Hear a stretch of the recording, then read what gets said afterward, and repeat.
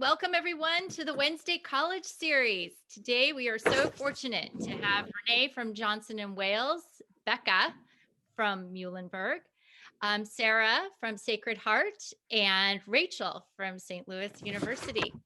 Before we get started, as I always do, I wanted to just give you an update on activities that are going on. Tomorrow night, we've got a great event through Regional Admissions Counselors of California.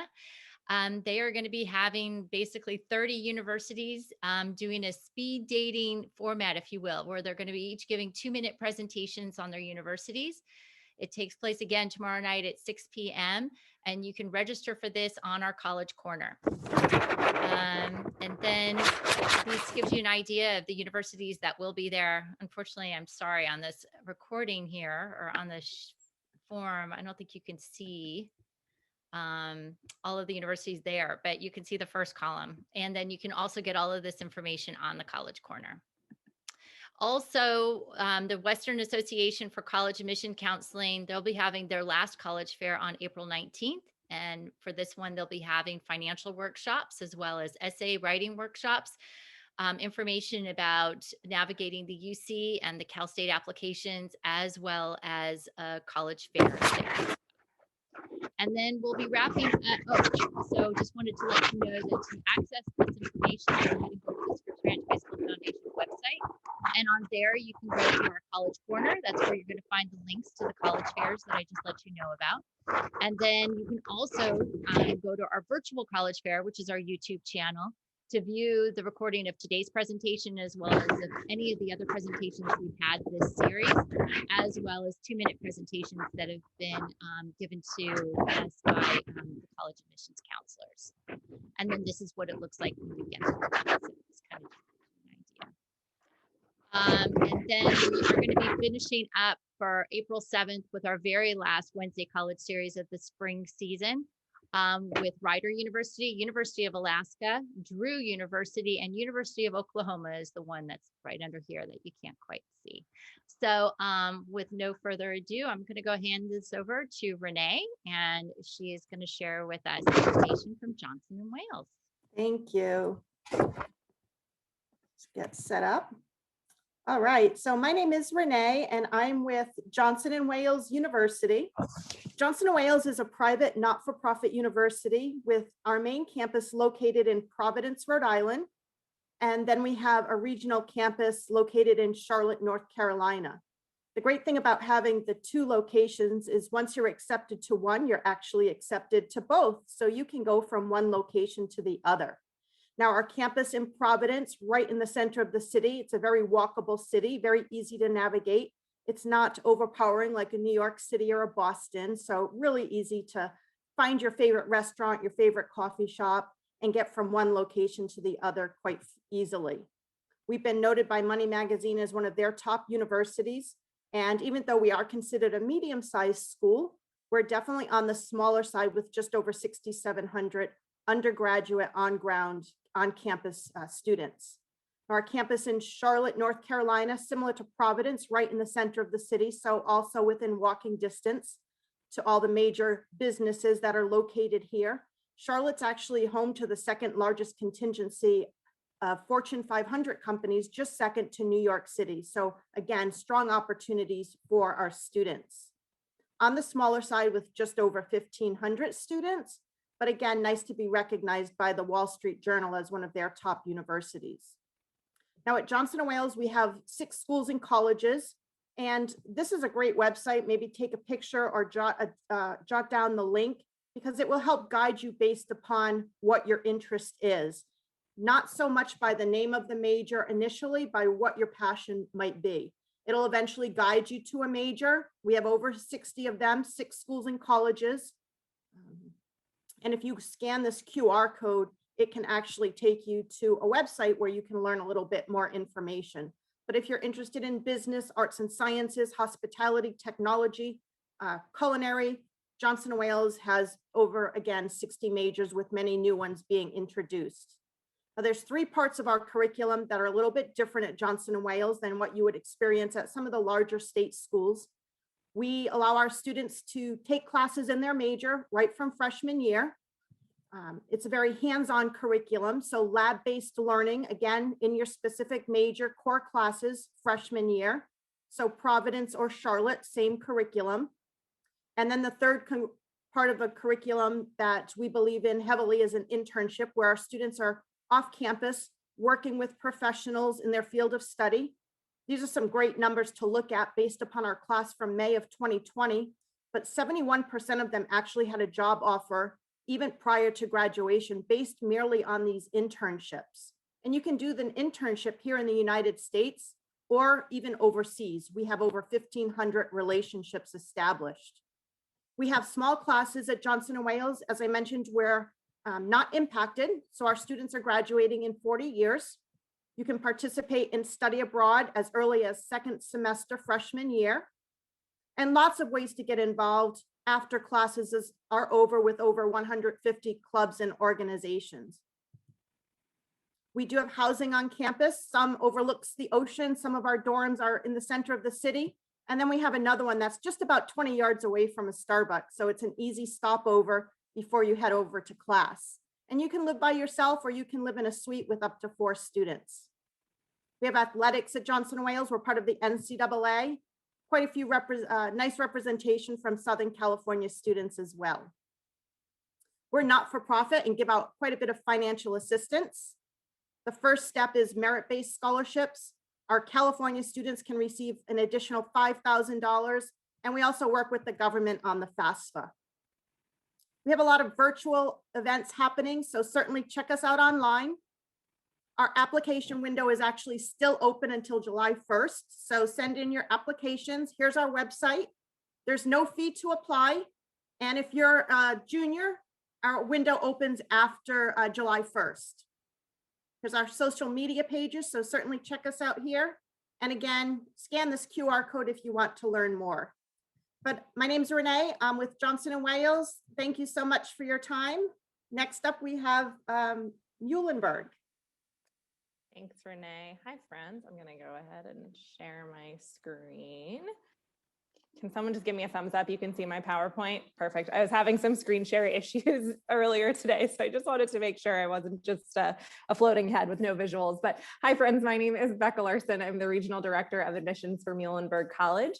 We are a small liberal arts college located in Allentown, Pennsylvania. So you might ask yourself, where is Allentown? We're about 60 miles from Philadelphia, 90 miles from New York City. And there's 3 different airports that you could fly into to get to Muhlenberg. So you could fly into Newark Airport or Philadelphia Airport, both of which are about an hour and 10 minutes or so from campus, or you could fly into the Allentown Airport, which is just about a 10-minute drive from campus, but usually requires a connecting flight. Allentown, like I said, is the 3rd largest city in Pennsylvania. It's also situated in the Lehigh Valley. So there are 6 other colleges and universities within close proximity to Muhlenberg that students can cross-register with and take classes with and get involved in other programs. There's a lot going on within the Lehigh Valley. It's been rated top 5 in the country for economic development. So there's a lot of really exciting things happening in the Lehigh Valley right now. At Muhlenberg, we enroll 1,900 students, and they're coming from all over. We really are a small college that's known for its deep sense of community. We've been called consistently over time the caring college, a place where, students care for one another, faculty, staff, everyone holds doors open for one another. That's something that we're known for. Another thing to highlight is the tasty food that we have on campus. We've been consistently ranked in the top 20 for college food and are often number 1 in the state of Pennsylvania, really good baked goods. But I think ultimately our dining hall is kind of the heartbeat of campus. It's where students are in community with one another. And the fact that the food is really tasty doesn't hurt. We're a Division III school. We have 22 varsity sports, including football. Our football team made it to the Final 4 in D3 championships in 2019. And while our 2020 season was canceled, we are ready for fall of 2021. We're just putting all that energy into next season. Academically, we offer just about 40 majors or so at Muhlenberg. We're known for our strength within the arts. We have a spectacular theater program that does include a concentration in musical theater. We have dance, film studies, studio art, music. We're definitely a campus that is very artistic. And about 1/3 of our students double major at Muhlenberg. And within the artistic programs, it's closer to 50% of students double major. So if you're a student who wants to pursue, theater and psychology or theater and public health, this is a great place for you to do that. Beyond our programs within the arts, we're very strong within the sciences. We have an 87% admit rate to medical school, and we do have partnerships with the local hospitals for both clinical and research opportunities at Muhlenberg. So that's something a lot of students take advantage of. Great pre-med program, lots of undergraduate research opportunities. We also have majors in accounting, business, economics, and finance, public health, media and communications, neuroscience. There's a lot of academic breadth at Muhlenberg, and we have our newest major in sustainability studies that just launched this past fall. So we're also a great place for students who are undecided. You have a lot of time to figure out what it is that you want to study. We don't expect that every student is going to come in with a specific plan of what it is that they want to pursue. But for those that do have that idea, we have a lot of academic partnerships. So these are partnerships with other colleges and universities to help students, receive graduate degrees at more of an accelerated pace. So we have a 3+4 program in dentistry in partnership with the University of Pennsylvania, another 3+4 partnership in optometry. We have a 3+3 program with Villanova School of Law. So most of these programs you don't have to apply into until you arrive on campus, with the exception of the dental and optometry program. All of the other programs you can wait until you arrive on campus to apply into. And 4 minutes goes by real fast, friends, but I will leave you with a fun fact, which is that as part of our theater program at Muhlenberg, you can take a class in swashbuckling, which is single sword fighting like a pirate. So if you want to learn more about Muhlenberg, you can go ahead and pop those questions into the chat. But I'm going to pass things off to Sarah at Sacred Heart. Thanks, Becca. I always want to take that class when you talk about it. It sounds awesome. Hi, everyone. My name is Sarah Kolosky. I'm the Regional Director of Admissions for Sacred Heart University. Sacred Heart is a mid-sized Catholic university located in Fairfield, Connecticut. We're just an hour and a half outside of New York City, directly on the train line, and about 2.5 hours to Boston. Yes, we get the 4 seasons. Yes, we are on the Atlantic coast, so you will have access to the beach. So there's a lot in that general area, with the city not too far away. We're also located in the 3rd most concentrated area of Fortune 500 companies. So students looking to take advantage of those experiential learning opportunities, those are readily available in our backyard, and all of our majors require at least 1 to graduate. We're sort of a hybrid of liberal arts and career education. So we encourage students to really have that exploratory opportunity. Most students do come in undecided. But we do offer some direct entry, accelerated and combined graduate programs. Of the 60 undergraduate majors, we do have 40+ graduate programs to choose from. And we see about 40% of our student body come back to a grad program at Sacred Heart, just because they do get that priority consideration in the process. They could qualify for those assistantships, so essentially paying those master's years forward. We're recognized by Forbes magazine for one of the most top-rated universities for return on investment. So we understand these programs do require that higher learning, so we want to kind of facilitate that process as much as possible. I'd like to touch briefly about our commitment to the faith, as we are, as the namesake says, sound as Catholic as we are, but we are independent from the Catholic Church. We don't have religious requirements. The big takeaway, I would say, is our dedication to community service. Of all the clubs and activities that we do have on campus, Habitat for Humanity is our largest student-run club. So really, again, emphasizing that commitment to, that global citizenship. Our campus ministry is run by a priest, rabbi, and imam. So we really like to have those open dialogue conversations around intersectionality within the church and within other faiths as well. We do have Hallel on campus. It's about 10% Jewish. I would say about 65% are practicing Catholics, and then about 3 to 5% Muslim. But again, all of the options and activities are optional on our campus for that. Sacred Heart's in a very pivotal growth phase right now. We were really looking to expand both in terms of enrollment. We're about 5,400 undergraduates right now.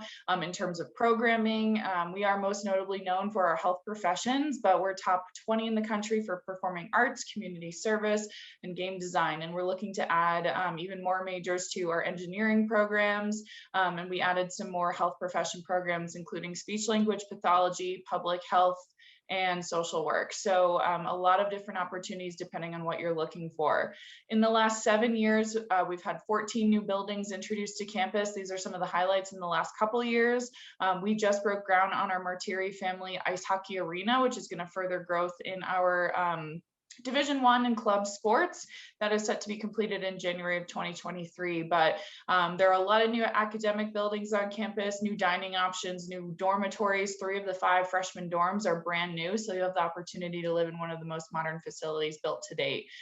If you have any questions about our growth on campus, I will be your direct point of contact through this entire process. I'm based in Denver, Colorado, so at least a couple time zones closer to you than the East Coast. Thanks for listening. And now I'm going to pass it off to Rachel from St. Louis. Awesome. Thank you, Sarah. All right, we're going to end our journey today over in St. Louis. So my name's Rachel. I am an admissions counselor with St. Louis University. I'm actually regionally located here in San Diego, not too far away from you all in Rancho Bernardo. But St. Louis University, we are located, yes, in St. Louis, Missouri. We're a mid-sized institution. We have about 8,000 undergraduate students, so a nice size to where you'll see your friends every day, but continuously meet new people every day too.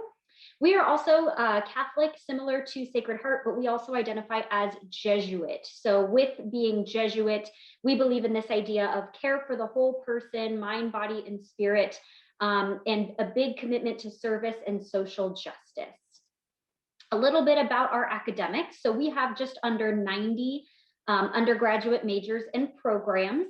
Some of our most popular majors that I see students interested in, especially from the West Coast, are within our Doisy College of Health Sciences. This includes our 6-year doctorate program in physical therapy, our 5-year master's of occupational therapy, and our 5-year master's of athletic training programs. We've got some great dual programs there.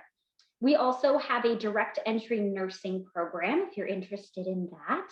I should mention all of our majors are actually direct entry too, so we don't have any majors that are like pre-nursing or pre-engineering. If you get admitted, you are in and you don't have to reapply. We also have a great medical school on our campus, so we do get interest in our medical scholars program, which is very similar to a BS-MD program. It is not a guaranteed spot in the medical school, but it is a guaranteed interview, so there's a huge advantage there.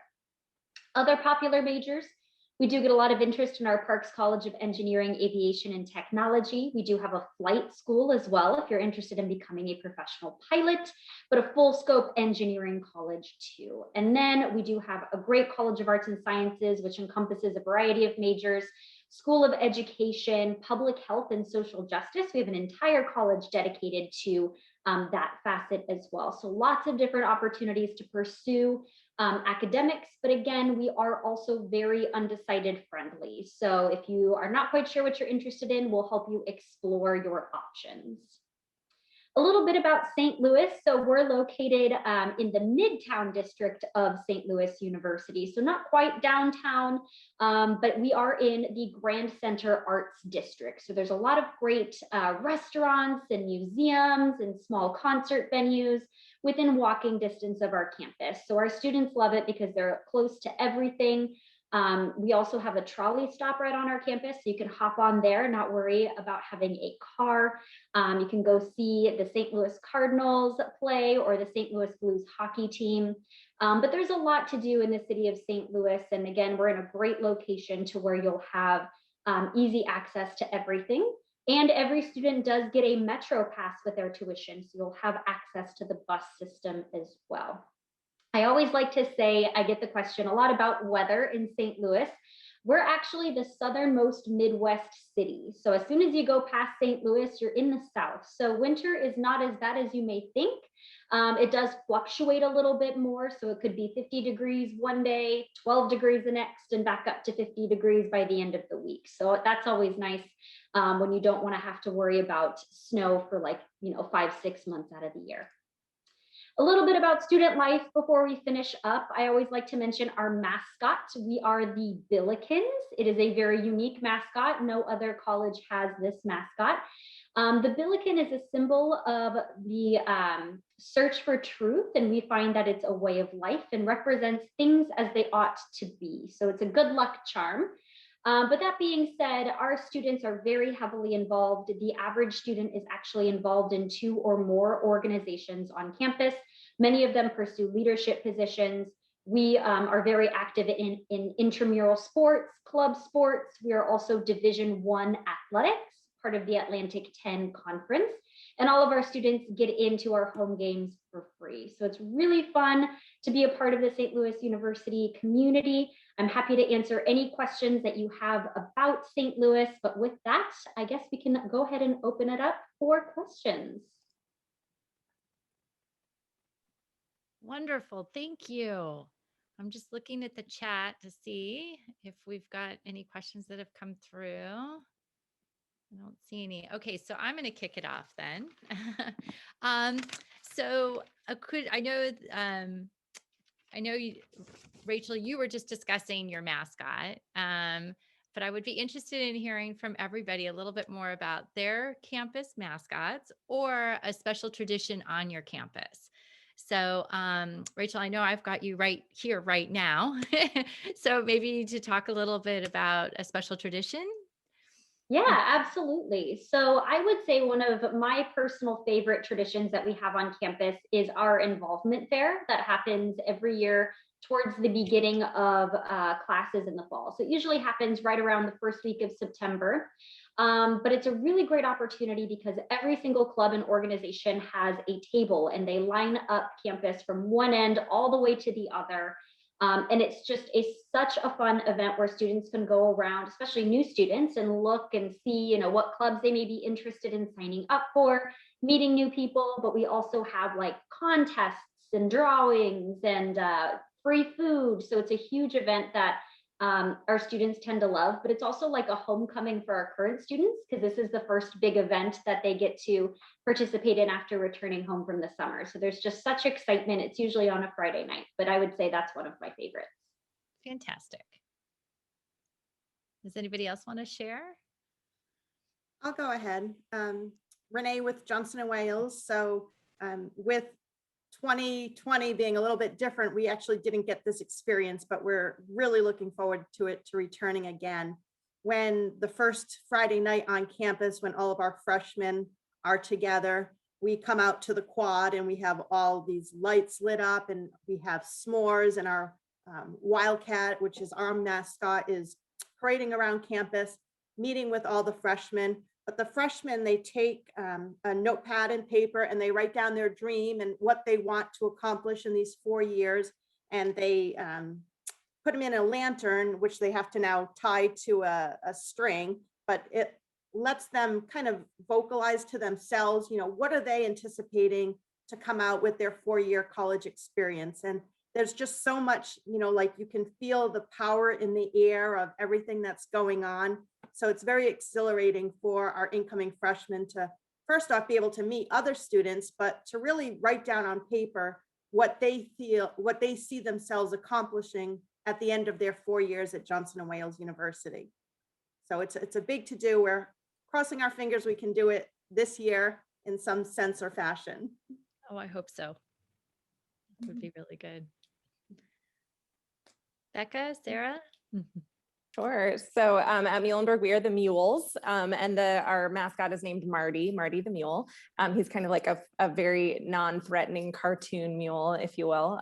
But nonetheless, we love to be the Mules of Muhlenberg.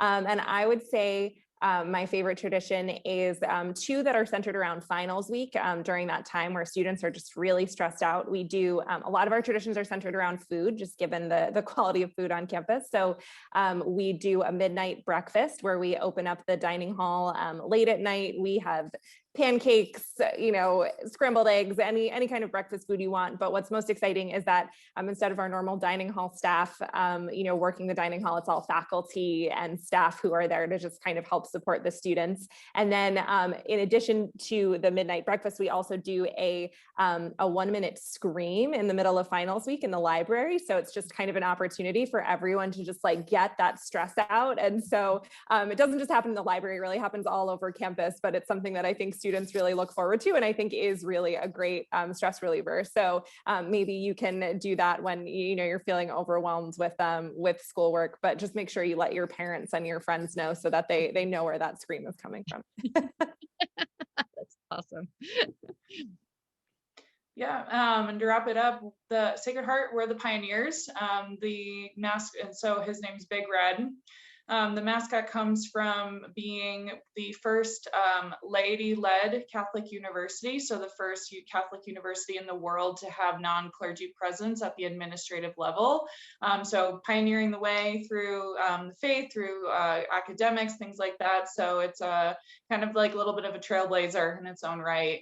There's a lot of different traditions on campus. Since we were founded in 1963, I think a lot of different clubs and activities have sort of created their own personal traditions throughout campus. This isn't necessarily a tradition, but in just light of everything that's been going on, it was kind of a nice piece of resolve for our students on campus. They actually created an ice rink in our courtyard and allowed students to kind of have like a socially distanced like ice skating opportunity throughout the week. They could go sign up for a different slot with their friends and their roommates just to kind of take a break from everything. And the kids loved it. So that was one of my favorite things this past semester that was available to our students.